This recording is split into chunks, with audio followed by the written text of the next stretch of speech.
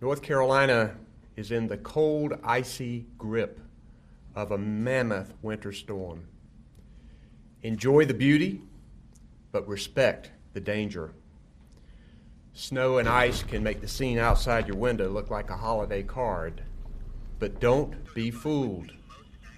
This storm is treacherous, especially if you try to drive in it.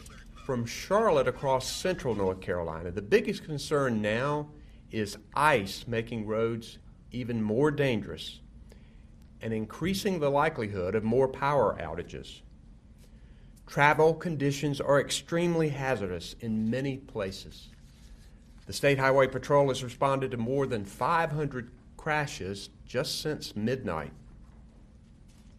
Our troopers are ready to help you, but don't make us have to. Don't put your life and the lives of first responders at risk by getting out on roads covered with snow and ice.